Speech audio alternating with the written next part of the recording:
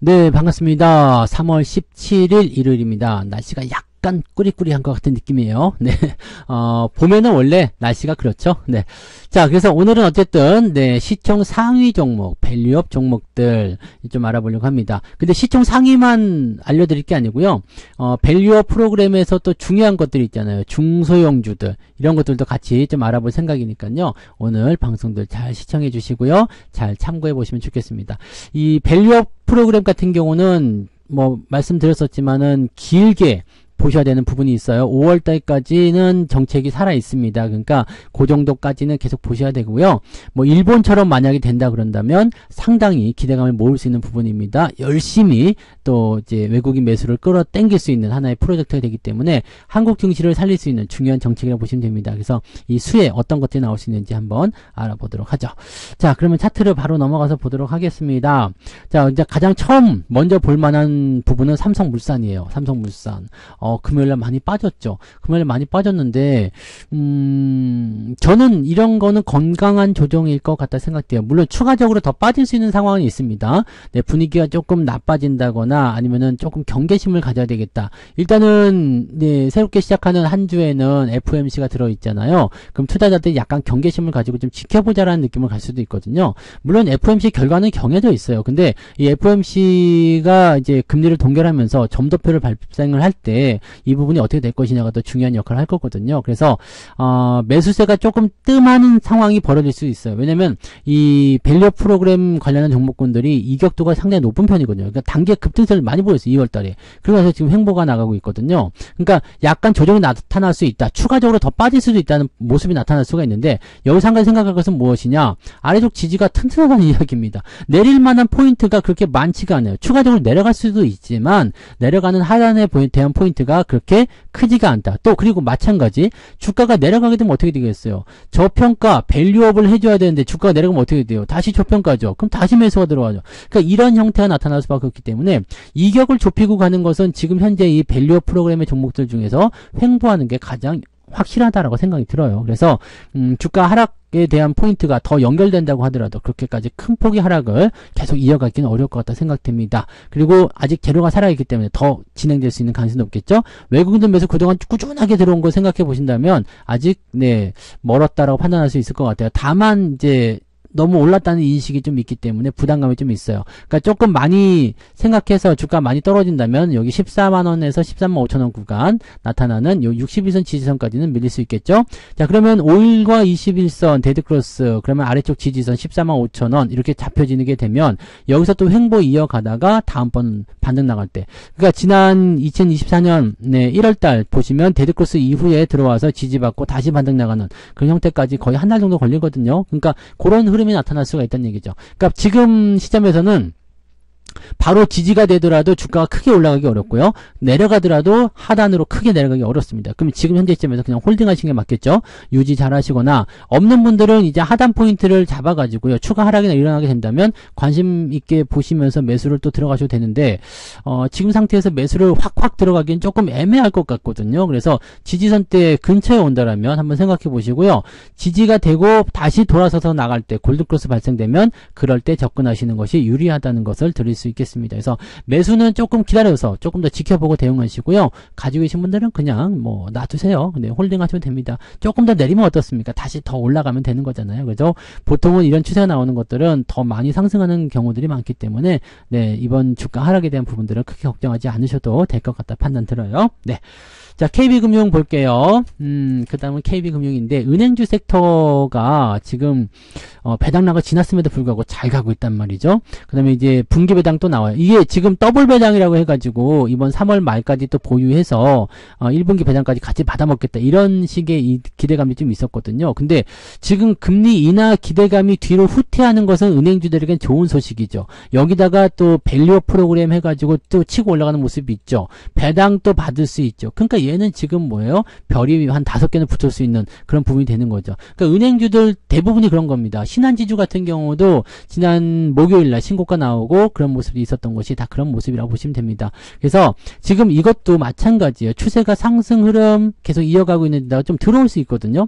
좀 들어올 수는 있는데 그 들어오는 것이 그렇게까지 부담될 것 같지는 않습니다. 지난번 2월 말 같은 경우처럼 진행된다면 주가가 떨어지는데 여기서는 제가 또 떨어질 것 같아요. 왜냐면 저는 미리 팔아서 떨어지면 다시 사겠다 뭐 이런 생각도 하고 있었잖아요. 근데 떨어지는데 내가 원하는 위치까지 안 오고 그냥 돌리잖아요. 이러면 못 사거든요. 그러니까 팔아먹은 사람들은 못 사요. 그리고 이게 밑에서부터 계속 받아주는 게 있기 때문에 밑으로 정말 마음먹고 쭉 빼지 않는 이상은 매수 포인트가 안 나옵니다. 그럼 지금 이것도 마찬가지죠. 현재 시점에서 조정이 나올 수 있어요. 근데 한 7만원 정도까지 들어올다가 다시 올라가 버린다. 왜냐면 7만원 정도의 지지선 나오잖아요. 그러니까 여기 다시 올라가 버린다라면은 매수를 못하게 되는 거죠. 중요한 거는 근데 은행주 같은 경우는 결과적으로는 금리 인하로 가야 되거든요.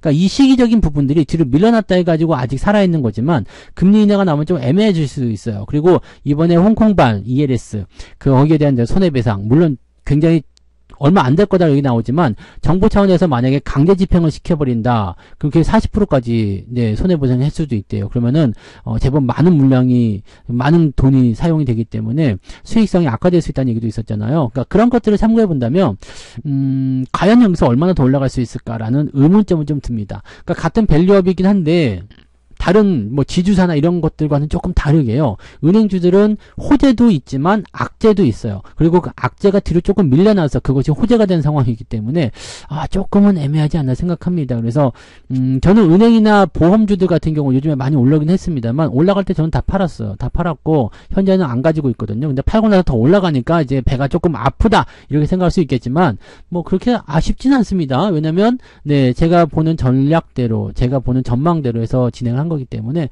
뭐 크게 아쉬움은 없는데 지금 현재 포인트를 뭐 나쁘게 보여지지는 않아요. 더 올라갈 수도 있습니다. 그래서 추세는 여전히 상승세로 진행되고 있어서 저는 지금 현재 시점에 갖고 있다라면 매도는 하지 않을 것 같아요. 그래서 홀딩 전략 그대로 보시는 게 맞을 것 같고 지지선은 7만원 정도 보시면 되겠습니다. 매수 포인트는 근데 따로 권장하고 싶지 않습니다. 아까 전에 보셨던 뭐 삼성물산 같은 경우야 들어왔다 지지되고 나가면 괜찮은데 얘는 들어와서 만약에 유지가 돼버리면 금리 인하의 시기가 가까워지기 때문에 글쎄요 그다지 라고 생각이 됩니다. 그래서 갖고 계신 분들 입장에서는 배당도 받아먹고 뭐 유지만 잘해도 상관없잖아요. 근데 신규 매수 같은 경우는 재미가 없을 수도 있다는 걸 참고하시면 되겠습니다. 뭐 그 정도만 우리가 체크하시면 될 것 같아요. 자, 이제 현대차 볼게요. 자동차는요.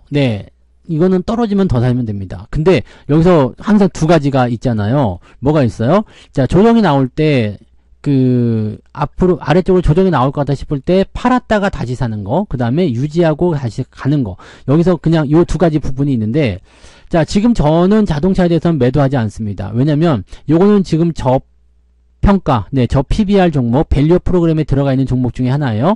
거기에다가 이 밸류 프로그램 아까도 말씀했지만 주가가 떨어지면 어떻게 돼요? 밸류업에서 더 그냥 매력도가 높아진다고 그랬죠. 그러니까 매수가 더 들어올 수 있어요. 자, 여기에다가 이건 성장주입니다. 성장주. 실적이 지금 이미 높게 잡혀있는 상태예요. 그리고 그 실적이 계속 2025년, 2026년까지 이어지게 됩니다. 이 상태가 됐을 때 어떤 일이 벌어지느냐. 지금 주가가 올라오지 않은 상태에서 저기 실적을 만족하지 않는 상태로 주가가 유지된다면 계속 저평가입니다. 즉, 저 실적을 만족하는 상태까지 올라가줘야 되는데 그걸 제가 계산해 보니까 어느 정도요?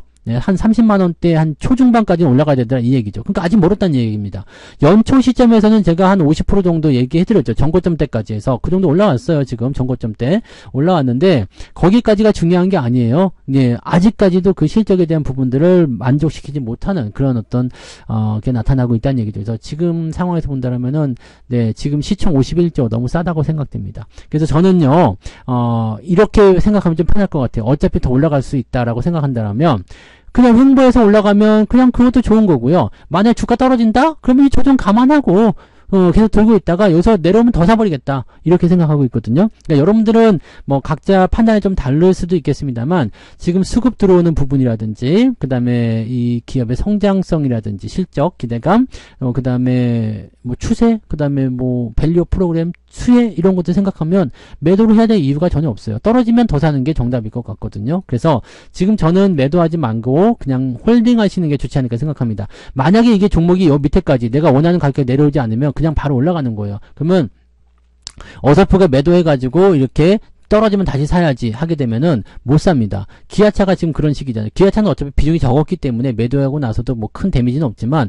현대차나 이런 것들은 저는 비중이 많거든요. 그래서 많이 실어놓은 상태고 기아하고 현대하고 비교하시면 많이 계시겠지만 기아의 시총이 현대를 앞지르기가 어렵습니다. 그래서 기아가 바짝 따라붙게 되면 현대가 또 강하게 뛰어 올라가고 계속 이렇게 나오게 될 거예요. 그러니까 기아가 이제 현대 넘어가지고 많이 올라갈 거다 이렇게 생각하지 마시고요.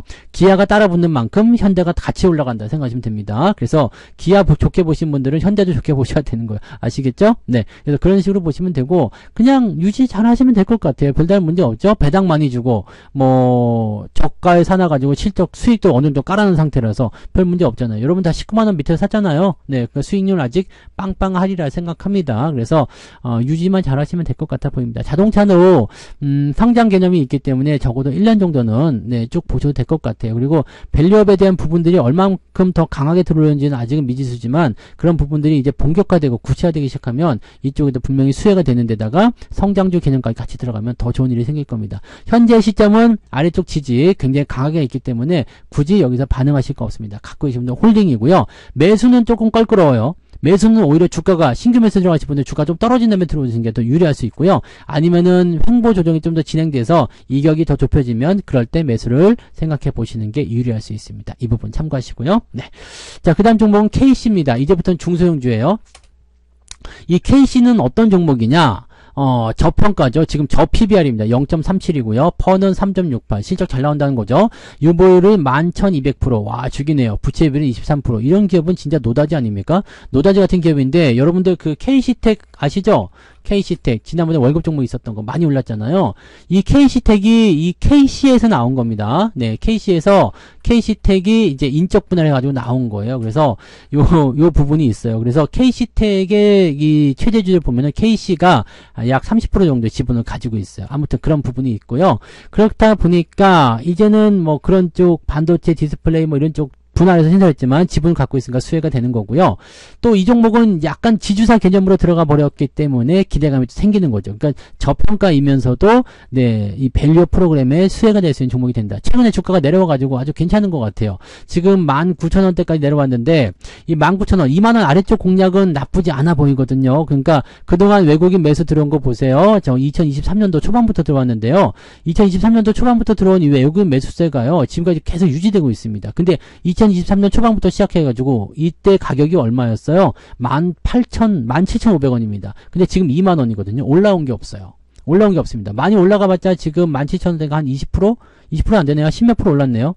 자, 그렇다면은 이것은 어떻게 생각하면 될까요? 아, 매수가 많이 들어왔는데 올라온 게 없다? 그리고 가격이 또 내려오고 있다? 그렇다면 이 자리를 한번 노려볼 필요가 있겠죠. 지금 당장 매수해야 될 입장은 아닙니다. 근데 회사가 너무 좋아. 지금 자체가 너무 좋아요. 그래서 여기서 지지선 타고 넘어가게 되면 긍정적으로 만들어질 수가 있습니다. 네, 뭐 KC텍까지 말씀드리면 KC텍 같은 경우는 일단 뭐 저는 팔아서 없습니다만 여러분들 가지고 계신 분들은 지금 이격이 조금 벌어진 건 있죠. 근데 살짝 들어오는 자리들 괜찮아요. 추세 잘 유지되고 있기 때문에 나는 그냥 갖고 갈랜다 생각하시면 그냥 갖고 가세요. 지금 이미 100% 넘어가신 것 같은데 뭐 본전 빼가지고 이렇게 하셔도 되고요. 네, 나쁘지 않습니다. 그냥 유지하셔도 되니까 괜찮고요.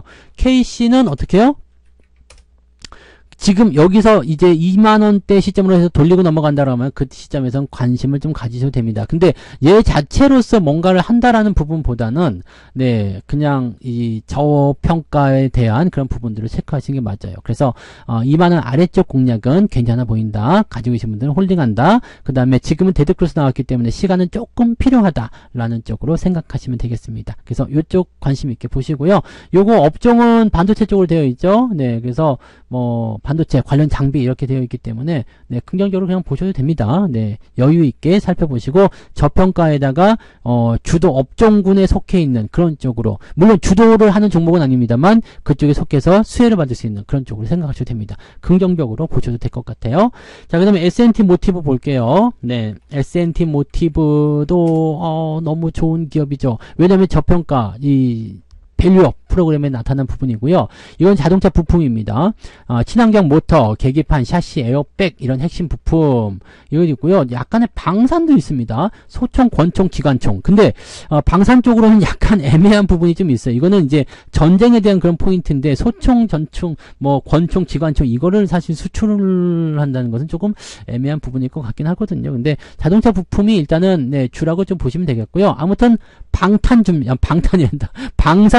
그래서 자동차 방산되어 있고요. 추세는 지금 잘 돌리고 있어요. 괜찮습니다. 좋은 편이에요. 그리고 우상향 패턴 일어나고 있죠. 나쁘지 않아요. 지금 유보율 1200%에 부채비 28%. 좋습니다. 그 다음에 PBR 0.7. 이건 조금 높아진 수준이긴 한데 괜찮아요. 그 다음에 퍼 7.6%. 실적 잘 나오고 있습니다. 아래쪽 지지 라인 때도 좋죠. 그래서 요거는 이제 43,000원 정도, 2,000원 정도가 지지선 될 것 같은데 한번 볼까요? 42,000원 지지선 나오죠. 그 다음에 지금 현재는 추세가 따라 붙었기 때문에 44,000원 지지 보시면 되거든요. 갖고 계신 분들은 그냥 홀딩하세요. 추세가 조금 느린 것 빼고는 뭐 나쁘지 않습니다. 외국인 매도는 좀 쏟아졌지만 그 부분들을 기관들이 메꿔줬기 때문에 수급에서도 문제 없고요. 돌리는 패턴 나타나면 위쪽에 저항 계속 나타나요. 그래서 47,000원, 48,000원, 5만원까지 저항돼 있고요. 전고점 저항 54,000원입니다. 그래서 저 위쪽까지는 계속 뚫어야 되는 상황들이 있겠습니다만 현재 시점 이 추세대로 간다면 천천히 가더라도 저 위쪽까지 도달은 충분히 가능해 보입니다. 그래서 지금 시점 매수 포인트도 나쁘지 않고요. 갖고 계신 분들 홀딩 하시는 거 문제 없습니다. 그래서 이거는 홀딩 하시면서 더 길게 보시면 좋을 것 같다 생각됩니다. 네. 자, 근데 태광산업 볼게요. 이건 비싸가지고 이런 건 필요 없어요 하실지 몰라요. 근데 태광산업이 만약에 액면 분할을 한다면 네. 아직까지는 그런 거 없는데 액면 분할하면 어떻게 될까요? 네. 거래량이 좀 늘어날 수 있겠죠. 거래량이 지금 1609. 이거를 사실 대응하기는 좀 어려워요. 근데 이번에 어떤 얘기가 나오고 있냐면 행동주의 펀드 이야기가 나온단 말이에요. 그래서 이 트러스톤이라는 이 자산 운용사에서 지금 주주 행동에 나서고 있다 이런 얘기가 나옵니다. 그래서 최근에 주가가 좀 올라간 부분 좀 있었거든요. 이 주주 행동, 행동주의 펀드의 주주 행동이 나선다라고 한다면 의미가 있거든요. 근데 지금 이 태광산업 같은 경우는 액면 분할 좀 해야 될 필요가 있어요. 그러니까 액면 분할을 해야 되는 부분들은 이 주주 행동에 대한 부분이 나타났을 때 충분히 의미가 있을 수 있거든요. 이 트러스톤이 했었던 애들 중에서 BYC, LF 이 두 종목이 있었는데 얘네들 지금 액면 분할했잖아요. BYC가 지금 1대10으로 액면 분할을 했단 말이죠. 그래서 그렇게 됐고 지금 자사주 매입을 하기로 했다라고 되어 있는 겁니다. 그러니까 이 지금 태광산업도 액면 분할 얘기가 계속해서 나오는 거고요. 유보율이 7만 %입니다. 그 다음에 PBR이 0.2배. 이거 굉장히 저평가된 기업이라서 요거를 한번 그렇게 할 수도 있지 않겠는가 라고 생각이 든다는 이야기죠. 그러니까 이렇게 된다 그러면은 이제 액면 분할이 나오거나 이제 뭔가 좀 이제 변화를 줄 수 있는 그런 얘기들. 그러면 액면 분할에다가 자사주 매입하겠다. 지금 얘 7만 % 이 유보를 이거 어떡할 거야. 그러면 이거 배당도 좀 확대해줘라. 또는 자사주 매입해서 소각해줘라. 액면 분할해서 좀 유통주수 늘려서 주가 올라가고 좀 해줘라. 이런 거 나올 수가 있잖아요. 그러니까 이 태광산업에 대한 부분도 지금은 좀 관심 있게 봐야 돼요. 지금 단기 급등 이후에 좀 들어왔는데 거래량이 없고 가격이 너무 비싸. 75만 원이기 때문에 이거 역같네 이렇게 생각할 수 있겠는데 이거 잘 생각해요. 기억해 두셨다. 지금 안 사도 됩니다. 지금 안 사도 되는데 액면 분할을 해서 주가가 쭈쭈쭈쭉 나눠지게 되면 그때 사셔도 되긴 되는데요. 그러면 주가 이미 올라갈 수도 있거든요. 그러니까 뭐 한 주 정도라도 가지고 계시면 좀 도움이 되지 않을까 싶기도 하고요. 아무튼 그렇습니다. 그래서 지금은 가격이 좀 비싸서 접근하기 좀 어렵겠지만 이렇게 관심을 가지고 좀 지켜보시면 나중에 그런 얘기들이 솔솔 나올 수가 있습니다. 특히나 이 액면 분할이나 주주 환원의 진심인 이 트러스톤 자산 운용이 주주 행동에 나서고 있다라고 하는 것이 중요한 포인트가 되는 거죠. 지금 라인 때는 골드크로스 곧 임박할 것 같죠? 그러면 80만 원대 아래쪽에서 아마 이 골드크로스 나오면서 매수 포인트 나올 것 같은데 여유 되시는 분들은 그럴 때 한번 관심을 가져보시는 것도 괜찮을 않을 것 같습니다. 근데 이거는 너무 비싸. 그래서 쉽게 접근하기는 어려우실 것 같긴 합니다만은, 네, 그래도 관심을 좀 가지고 한 주라도 매매하시면 괜찮지 않을까라고 생각됩니다. 대신에 거래량이 너무 적어요. 그래서 매매 잘못 들어갔다가 팔지 못하는 수도 있습니다. 그러니까 그런 부분들 참고하시고요. 나중에 그냥 액면 분할이 정말 되면 쭉 풀리고 나서 대응하시는 것도 괜찮습니다. 가지고 계신 분들은 홀딩 그대로 이어가시고요. 매수는 지금 포인트 나쁘지 않습니다. 그냥 조금 감안해서 대신에 길게 봐야 되는 거, 그 다음에 느리게 움직이는 거 감안하시고요. 조금 길게 보고 그냥 홀딩 유지 잘 하시면 별 문제 없을 것 같아 보입니다. 네, 자 이렇게 해서요. 오늘 6종목 말씀드렸습니다. 밸류업 종목들은 이제 시총 상위 종목들뿐만 아니라 약간 중소형주 들어간 종목들도 같이 말씀드렸는데 다 괜찮은 것 같아요. 네, 밸류업 프로그램에 대한 어떤 기대가 살아있기 때문에 긍정적으로 보셔되지 않을까 생각합니다. 그래서 그런 부분들 최대한 잘 활용하셔서 네, 조금 멀리 조금 길게 보면서 수익을 더 많이 챙기시는 전략으로 가셨으면 좋겠습니다. 자, 모두들 네, 즐거운 투자하시기 바라고요. 저는 이제 내일 아침에 네, 저 무료 방송 있죠? 아침 9시 무료 방송에서 다시 오도록 하겠습니다. 남은 휴일 잘 즐기시고요. 내일 아침에 뵙겠습니다. 고맙습니다. 본 방송에서 제공되는 모든 정보는 투자 판단의 참고 자료이며 투자의 최종 책임은 본 방송을 이용하는 본인에게 있습니다.